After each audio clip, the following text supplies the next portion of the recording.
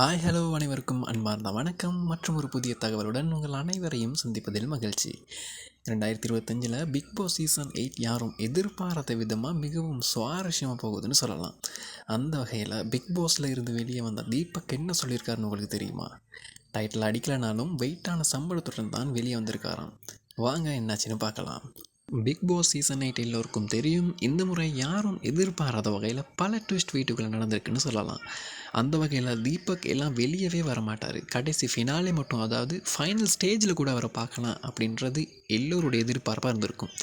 ஆனால் யாரும் எதிர்பாராத வகையில் புது ட்விஸ்ட் ஒன்று இருந்துச்சு.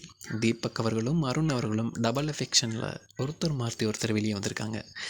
அந்த வகையில் தீபக் ரொம்ப பொறுமையாகவும் பொறுப்பாகவும் இந்த நிகழ்ச்சியில் விளையாடியிருக்காருன்னு கூட சொல்லலாம். அது மட்டும் இல்லாமல் தீபக் அவர்கள் இளம் தலைமுறைகளுக்கு நல்ல வழிகாட்டியாக இருந்திருக்காருன்னு கூட சொல்லலாம்.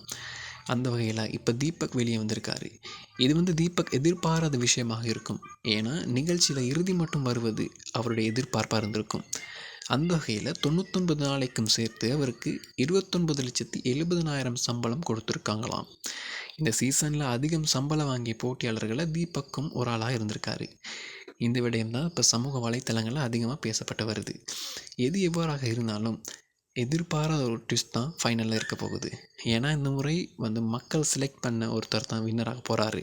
அதாவது முத்துக்குமார் அவர்கள் தான் வின்னராக போகிறாரு அப்படின்ற ஒரு உறுதியான நியூஸும் வெளியாகியிருக்கு. இதெல்லாம் பற்றி நீங்கள் என்ன நினைக்கிறீங்கன்னு கீழே கமெண்ட் பாக்ஸில் சொல்லுங்கள். இது போன்ற சுவாரஸ்யமான தகவல்களை பெற்றுக்கொள்வதற்கு சப்ஸ்கிரைப் பண்ண மறந்துடாதீங்க.